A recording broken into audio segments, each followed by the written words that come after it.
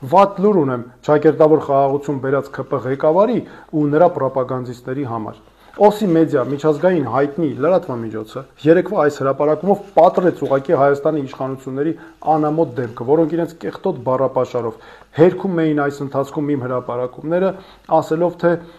Արևմտյան Ադրբեջան կազմակերպությունը ընդամենը ՀԿ է,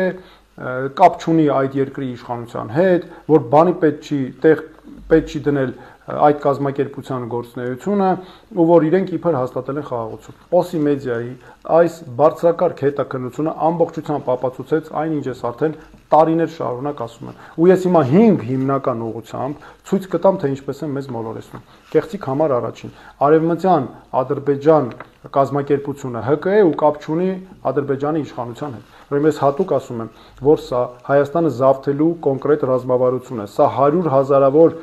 ադրբեջանական քաղաքացիներով Հայաստանը բնակեցնելով մեր երկիրը օկուպացնելու ծրագիր է։ Նրանք հատուկ են ստեղծել հասարակական կազմակերպություն, իբր հումանիզացրել են, մարդասիրական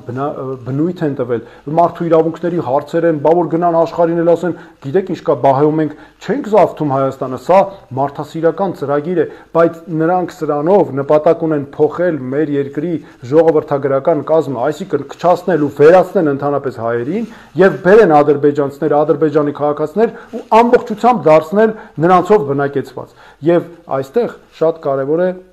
նաև նկատի ունենալ, որ 2022 թվականի դեկտեմբերի 24-ին Ադրբեջանի նախագահը հատուկ շնորհանդեսի ժամանակ ազդարարեց, որ սկսում են մեծ վերադարձի հայեցակարգ այսպես կոչված Արևմտյան Ադրբեջան կազմակերպության ներքո հատուկ նշեց, որ դա հենց իրենք են մշակել, որ իրենց աջակցությամբ է իրականացվելու, ուղիղ ասում է մարդը, եւ հստակ նշում է, որ այն նախկինում, քանի որ կար Ղարաբաղի խնդիր, չէին կարող անել եւ ասում է, որ հիմա լուծել ենք, այ անցել ենք դրա իրականացմանը։ Այստեղ կարևոր երկու պայման է նշում այս ծրագրի համար։ Ուրեմն պայման համար 1, որ պետք է, ինչպես ինքն է ասում, Հայաստանը ապա բնակեցվի, այսինքն սա նշանակում է արտագաղթ տեղի ունեցա, դատարկեն հայերը,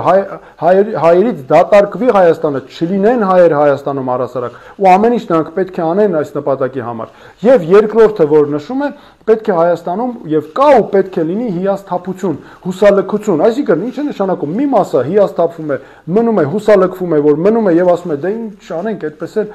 սենց է պետք է որոշվեր, էլի, սենց է լինելու էր։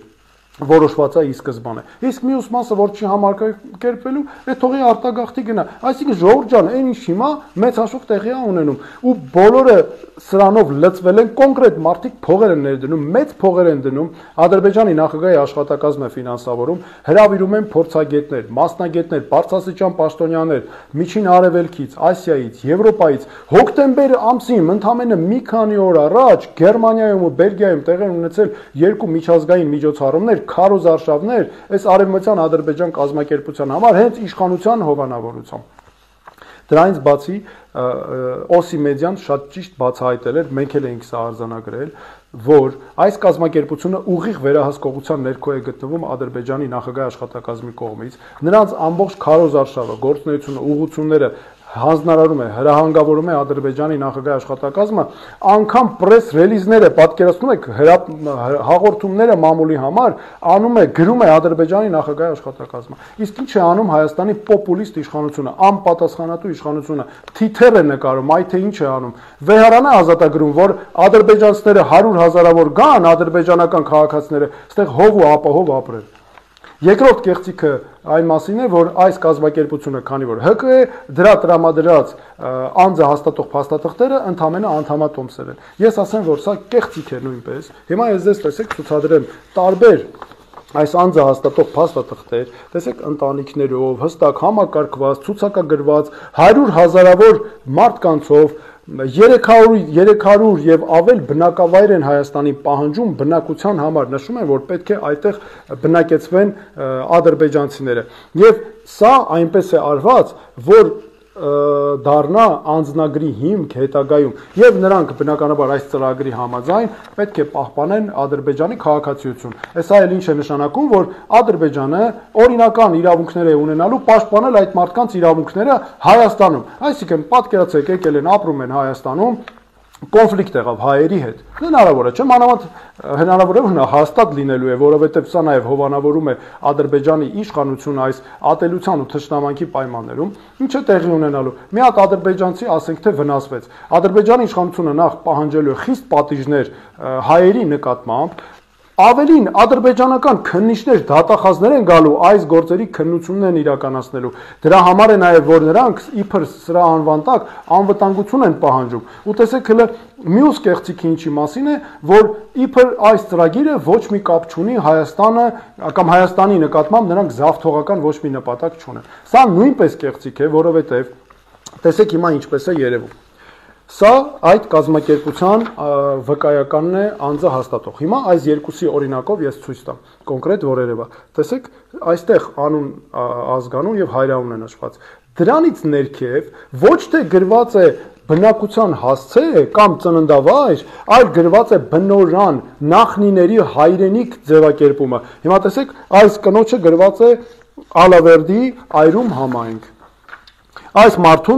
տղամարդուն գրված է Ճամբարակ համայնք, նույնպես էլի նախնիների հայրենիք։ Ինքն ինչի է սա արված, ժողովուրդ ջան։ Տեսեք, Ադրբեջանի նախագահը երեք ասեց, որ հայերը արհեստական այդ ծրագրի համաձայն բերվել են տարբեր տեղերից, Արևելյան Անատոլիայից եւ Իրանից։ Այսինքն ստացվում է այստեղ ընդհանրապես այդ ծրագրի համաձայն հայեր չեն եղել, հայկականություն չկա, սա հայերի հայրենիքը չի ըստ այդ ծրագրի, սա ադրբեջանական իբր թե հայրենիք է ու հայերը եկել են, վտարել են նրանց ու հիմա նաեւ պետքա անգամ պատասխանատվության ենթարկվեն։ Եվ տեսեք նաեւ մյուս կեղծիքը